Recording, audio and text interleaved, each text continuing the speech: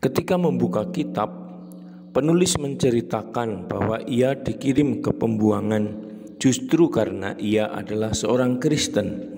Ia tinggal di Pulau Patmos di Laut Egea dekat Asia Kecil. Yohanes, saudaramu yang mengambil bagian dalam penderitaanmu dan kerajaan Yesus, berada di Pulau Patmos oleh karena sabda Allah dan kesaksian yang diberikan Yesus. Pada hari itu aku mendengar suara sekeras trompet yang ditiup dan berkata, "Tulislah dalam sebuah buku apa yang akan engkau lihat dan kirimkan itu kepada ketujuh jemaat." Kemudian suara itu menyebut nama 7 jemaat di Asia Kecil. Aku memandang sekeliling untuk melihat siapa yang berbicara kepadaku. Ketika menoleh, aku melihat 7 kaki dian dari emas. Di tengah-tengah kaki dian itu berdirilah seorang serupa putra manusia, mengenakan jubah yang panjangnya sampai ke kaki.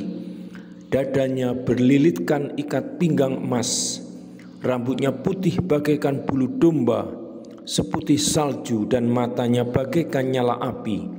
Kakinya bagaikan tembaga dan suaranya bagaikan deru lautan. Ia memegang 7 bintang di tangan kanannya, dan sebilah pedang tajam bermata 2 keluar dari mulutnya.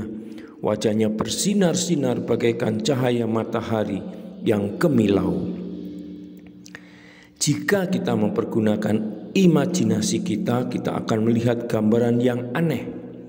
Namun, tulisan apokaliptik itu mengenai makna, bukan gambaran. Bukan bagian-bagian yang lebih mudah untuk dibayangkan adalah penuh dengan lambang atau simbol. Misalnya, jubah panjang berarti bahwa orang itu Yesus Kristus adalah seorang imam, dan ikat pinggang emas menunjukkan bahwa ia adalah raja. Rambut yang putih tanda usia tua berarti ia hidup selamanya. Mata yang tajam memberitakan bahwa Kristus melihat dan mengetahui segala sesuatu. Kaku seperti logam metal menunjukkan bahwa ia tidak berubah.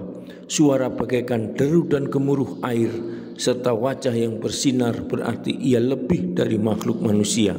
Ia adalah Allah. Pedang bermata 2 menggambarkan sabda Allah yang sangat berkuasa. Jumlah 7 juga merupakan sebuah lambang.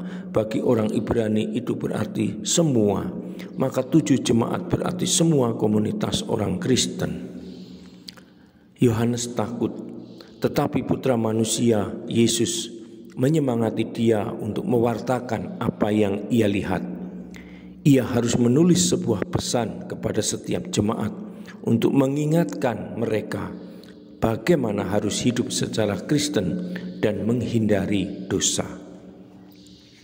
Saudara dan sahabatku, demikian Heffernan menyaripatikan kitab Wahyu bab pertama. Semoga menginspirasi kita dan membuat kita terpesona untuk mulai membaca kitab Wahyu ini, mencintainya, dan kita dikobarkan di dalam mencintai Allah dan sesama.